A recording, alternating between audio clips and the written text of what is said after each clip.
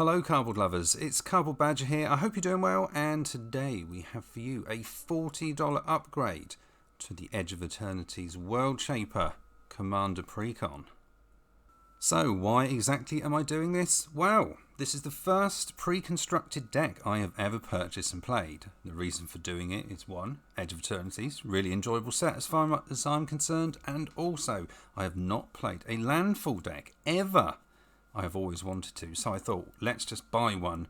We shall see how it goes. Now, what I have discovered over the last couple of weeks at my LGS and playing this is there are a lot of cards in here that, although do things when either lands come in or you sacrifice something, they are not supporting the actual commander itself, making it extra large for us to then be able to sacrifice things and move all those +1/+1 counters. So we are going to have a look at the commander and then see the cards that were taken out and also the cards that were replaced. A total of 9 cards, 3 non-creature cards and 6 creatures, all helping to promote our insect druid, becoming even more powerful than originally. And I have to say, if unchecked, this goes off. It is absolutely ridiculous. So let's have a look at the commander. We have Sarel, Genesis Shepherd, for 5 mana, 2 black, red, green. We have legendary creature, Insect Druid, 2/5 with flying. You may play lands from your graveyard, and whenever you sacrifice another non-token permanent during your turn, put a number of +1 counters equal to Sarel's power on up to 1 target creature. Okay, the 3 non-creature cards that are going. We've got Binding the Old Gods. We have a Saga. This Saga enables us to destroy a target permanent an opponent controls. Also searching us for a forest.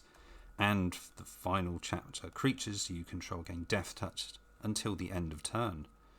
Night's Whisper. We have a sorcery, drawing 2 cards and losing 2 life.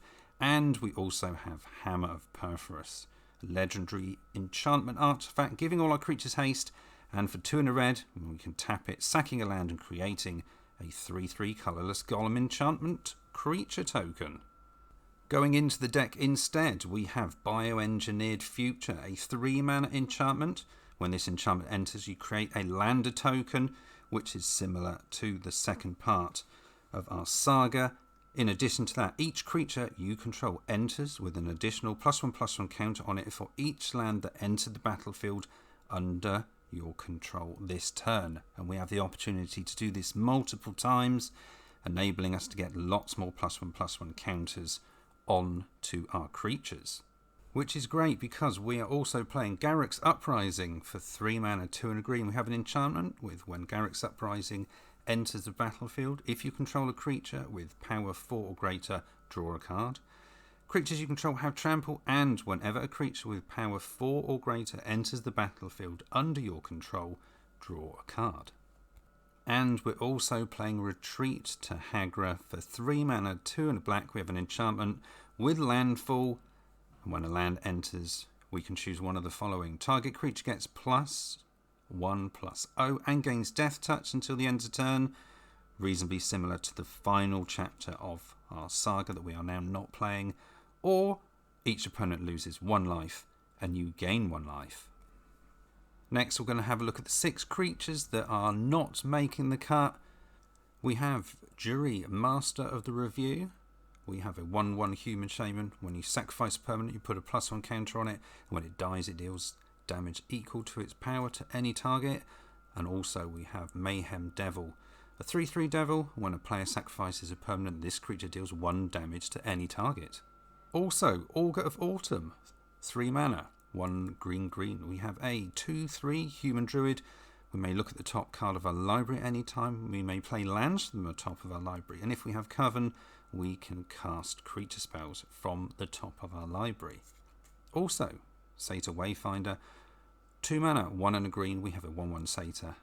When this enters, we can look at the 4 cards deep into our library. We may put a land card from among them into your hand and the rest into your graveyard. We also have Formless Genesis for 3 mana, 2 and a green. We have a Kindred Sorcery Shapeshifter, creating an XX colourless shapeshifter creature token with Changeling and Death Touch, where X is the number of land cards in your graveyard. It also has Retrace, and we have a big old Eldrazi. We got Worldbreaker, 7 mana, 6 and a green for a 5/7 Reacher. When you cast this spell, you can exile a target artifact, an enchantment, or land. And for 2 and a colourless, we can sack a land and return this card from your graveyard to your hand. So what is the new include? Our new creatures. We have got Eumidian Terrabotanist. We have a 2 mana Insect Druid. It's a 2/3, but it also has landfall. Whenever a land you control enters, you gain 1 life. And also, of course, we've got Lotus Cobra, 2 mana, 1 and a green for a 2/1 snake with landfall. Whenever a land enters the battlefield under your control, add 1 mana of any colour. We also have Azusa, Lost But Seeking. For 3 mana, 2 and a green, we have a 1/2 Human Monk. With you may play 2 additional lands on each of your turns. And we also have Frenzied Baloth. For 2 mana, green, we have a 3/2 beast. This spell can't be countered. It has trample, it has haste, and creature spells you control can't be countered. Most importantly, combat damage can't be prevented. And the final 2 creatures, and they are by far the most spicy and massive support for our actual commander. We have starting with Genova, Ancient Calamity from Final Fantasy, 4 mana, 2 black-green for a 1/5 alien. And at the beginning of combat on your turn, put a number of +1 counters equal to Genova's power on up to 1 other target creature. That creature becomes a mutant in addition to its other types, and whenever a mutant you control dies during your turn, you draw cards equal to its power. Which also works ridiculously well with Ouroboros. For 4 mana, 2 green, we have a 1/3 plant worm, and at the beginning of combat on your turn, put a +1/+1 counter on each creature you control, where X is this creature's power. So, in its most basic form, if we have our dream team of these 3 cards, we're going to sack 1 land, putting 2 +1/+1 counters on Genova, and then at the beginning of combat, we are going to put 3 +1/+1 counters onto our plant worm, and then our plant worm is going to put 4 +1/+1 counters on everything. This deck is now even more fun than I could ever imagine, and it only takes literally a couple of turns, if this is unchecked, for it to completely go off. As you can see from this picture here, my Multani has only been in about 2 turns. It's 147. 147.